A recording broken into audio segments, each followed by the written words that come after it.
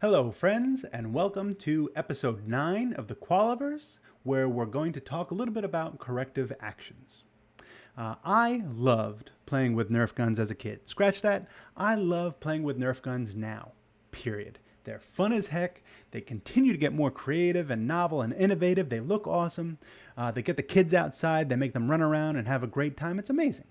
Back in the day, one of my friends did have a traumatic experience with a Nerf gun where one of those foam bullets caught him right in the eye. And not a big deal, right? He had funny, fuzzy vision and his eye puffed up for a few days. I didn't like it. His trauma obviously had an effect on me as well, but to me, the fix was obvious. Just wear glasses when you play with Nerf guns, right? It's easy. You can still run around like a maniac. You can still come up with all sorts of crazy games. And obviously, you also look super tough in some sporty operator sunglasses. Oh, and you don't shoot your eye out. It's fantastic. It's a win-win. My friend, however, did not get the memo. Not 2 weeks after his swelling went away, he got shot in the eye again by one of the sharpshooters on my team. You know what? It happens. But the point is, the protective eyewear fix only lasted 2 outings. 2! And then was thrown to the wayside. So, what I learned, new habits are tough to form. And the same can be true in business. A lot can go wrong. It's AV, right? We know everything that can go wrong. We've seen a lot go wrong. We can have escalation meetings. We can have post-mortem meetings every time something goes sideways. We can come up with truly brilliant improvements that get logged in meeting minutes somewhere. And people walk away feeling like they accomplished something. Unfortunately, those brilliant ideas so often simply stay in the meeting minutes where they die. They're written once, they are hopefully read once, and then that's it. Or maybe 1 or 2 people from the escalation meeting may try out the new idea for a week or two, but then it just disappears into the ether, right? Unless someone has really, really strong discipline. So point is, no actual change gets enacted from these meetings. It's just lip service, essentially. At the core of any quality management system worth its salt is an effective corrective action process. Mistakes are going to happen. If they don't, you're not trying hard enough. The key, though, is to only make them once and to come up with a way where your entire team only makes that same mistake once. And that's the hard part. That's where the effectiveness comes into play. So let's explore this a little bit. Uncovering corrective actions can come from a number of different places. Issues can be identified by internal team members as something that needs to be fixed. These trigger corrective actions. Internal team members can also identify something that can simply be improved, where nothing is actually wrong per se, but it could be better. These type of issues trigger preventive corrective actions. Lastly, issues can be uncovered by clients as customer complaints, and these are the painful ones, as it's always better to catch issues before the client notices, but it happens, right? And these issues, the client complaints, follow the same process as corrective actions, but it's recommended to keep the client informed of the process so they're assured that, number one, their complaint has been heard, it's been logged, and actions are being taken to address it. It's good business practice to let the client know how you're going to make it right.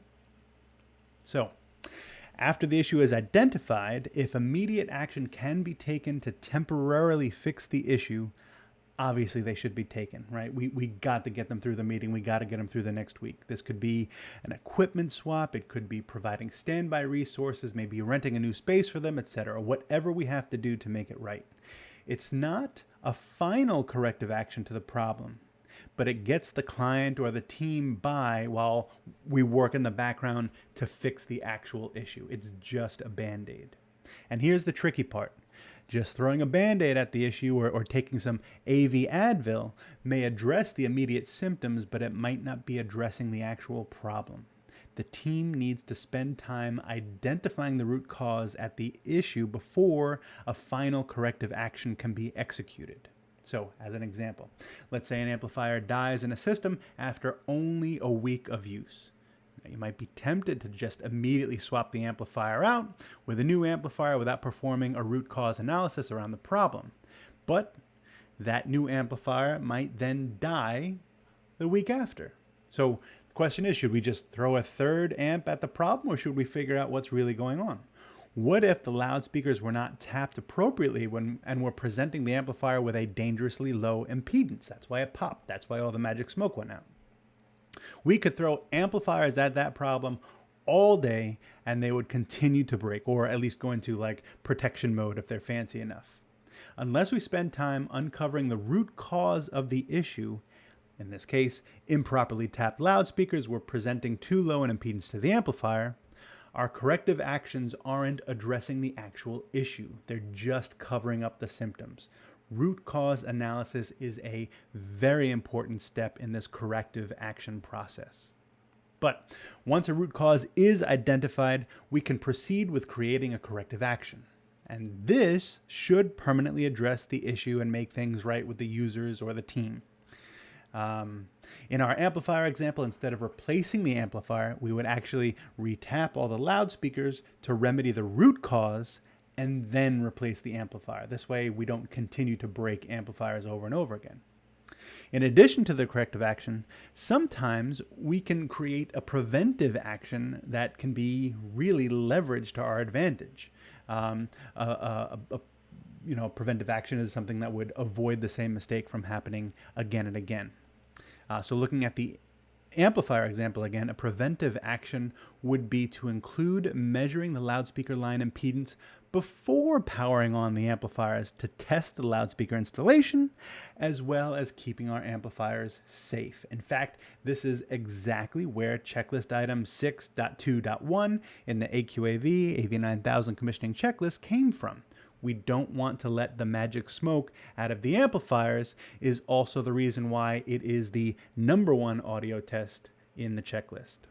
So let's do another one, right? We had a client that would complain about a rattling in the system whenever the CEO spoke at the lectern microphone. This was embarrassing. It didn't look good for their all-team meeting rooms. So the tech came in, they tested the mic, they yelled in it, there was no distortion, it sounded fine. We tested several different microphones, we swapped it out, but there was nothing wrong with the system. The tech couldn't find any rattling, and so they just assumed it was an operator error, right? They couldn't uncover the issue, they couldn't replicate it. The next day, the CEO spoke at the same microphone, and of course, the system still rattled. This triggered an on-site escalation meeting with the owner of the company because, it's a CEO, you can't have that happening, the technician, the CEO, and all the support team. So the first step, we asked the CEO to demonstrate what he heard. And the CEO in his deep, rich voice came up to the microphone and just, had a brief address. He went through his script, and sure enough, the rattle was present. And now the owner started freaking out because this is one of his best technicians, and the technician couldn't find the rattle. Like, what was going on? And so he asked the tech to explain himself and explain his process. And the tech said, "Well, sir, you know what happened? I came up to the mic and I couldn't do it. I don't know." Tech sounded like Mickey Mouse. So that was the problem. He wasn't exciting the system with the same frequencies as the CEO. And so he wasn't causing the rattle that the CEO could. So #1, the root cause of the issue, there was a loudspeaker that wasn't clamped down 100%, and so it started fluttering in the ceiling. That was only excited at, let's say 300 hertz. That's a frequency that was it was contained within the waveform of the CEO's voice. It was not contained in the Mickey Mouse voice of the technician. Ha ha. So, corrective action, clamp down that loudspeaker, no problem. The preventive action now, because that's the miss. What was the root cause of the miss was the technician didn't have the frequency response that the CEO had. So how do we fix that? Well, it's item 6.2.10 on the AQAV AV9000 commissioning checklist. We perform a buzzes and rattles tests that excites the room and the system at all frequencies. The idea is if the CEO has a Mickey Mouse voice and the technician has a deeper voice, it doesn't matter if you put it through the buzzes and rattles. It's a 20 to 20 sweep that excites the system at all frequencies. we're going to flush out all those buzzes and rattles. And that's how we are going to avoid this situation in the future. Okay? So that was a great exercise, right? We identified a problem, we found the root cause, we came up with a corrective action and a preventive action. I mean, I feel pretty good about myself. Do you? But what's missing? We have to now share this corrective and preventive action with the entire team. And not only do we have to share it with the team, we have to draw a line in the sand as to when the entire team will be informed of the new process, trained on how to do it, and be providing evidence that they are actually implementing it. And this is the hard part. But this is also where the effectiveness of the process comes into play. Without holding the team accountable, it's just another feel-good meeting. We must include that challenging aspect of actually applying the required change to our processes. And there also needs to be someone responsible for following up on that change. Following up includes verifying that the change has indeed taken place by the entire team and letting all the stakeholders and maybe clients know, if it was a client complaint, the results of that audit. If the change stuck, hooray, fantastic. We just made the team more powerful and able to provide better service to our clients. But if not, the entire process starts again, right? We've got to go through another root cause analysis. We've got to go through another corrective action, more training, what happened, what's going on. It's not easy or even necessary to change, but keep in mind, survival is also not mandatory. The last step, that last step, making sure that the entire team has adopted the change, is the most valuable, in my opinion. It's the most powerful. It's where companies improve. It also starts to change the entire culture of an organization. A lot of people mistake corrective actions for tattling on their friends. But once they see the process and what's involved, they see the impact it could have almost immediately. And in this process, in this corrective action process, you tend to focus on process, pure process during corrective actions, more so than, who did what or who made a mistake. It's about making the entire team better and supporting the mission of the organization more effectively. So listen, the whole point of Nerf gun battles, right, is to have fun. Wearing glasses could have improved the entire process if only my friend had stuck to our corrective action.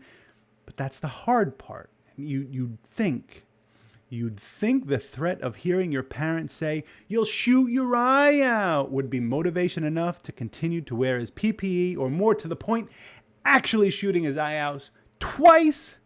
But he was not accountable for the recommended change, and that cannot happen in business today.